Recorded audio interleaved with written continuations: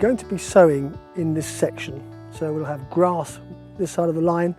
Here the grass tends to be a bit of a thug, and in the competition between wildflowers and grass, the grass will usually win. So here we will be removing the turf. Various ways of doing it. I have a particular favourite tool here which is called a spork. Very good in that it has extremely sharp edges which get down into the soil. So start by following the line and simply cutting down into the turf like so.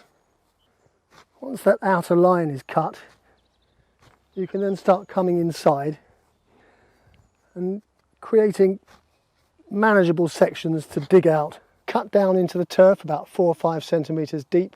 The next step is to lift each section, this is about 20 centimetres square, just to come in underneath, lifting all the grass roots and easing that off, and that can now go for composting. This is a very simple and effective way of removing turf. For a larger area where we're creating over 100 square metres of border here, it's well worth considering hiring a turf stripper.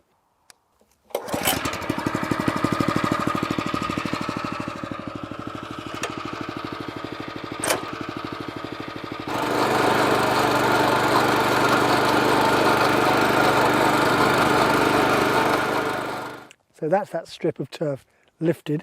Next thing is to remove it. I'll go and get the wheelbarrow.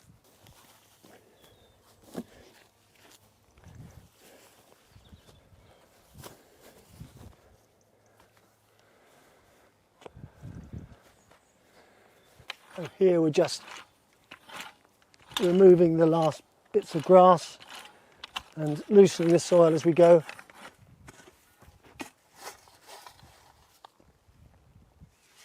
Three of us working for about 30 minutes have cleared this with the help of the turf stripper. Next step is to prepare this bed for seed sowing. We're more or less there with this soil. We're very fortunate, but what we need is a lightly turned surface of soil to create a fine tilth into which we're going to sow the seeds. Essentially, we're just looking at forking over this top level and then making sure it's nice and even by raking.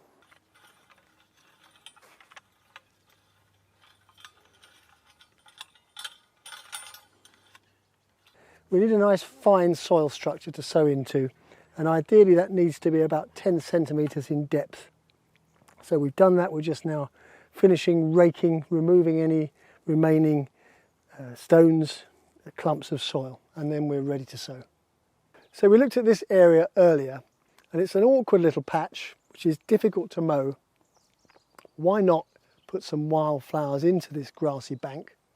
But we're not removing the turf here. We're going to be sowing into the grass a mixture of native perennials and some yellow rattleseed to control the grasses. The important thing is that we get the ground ready by way of opening up this thatch and debris. And we're using a tool here to do the job, a scarifying tool.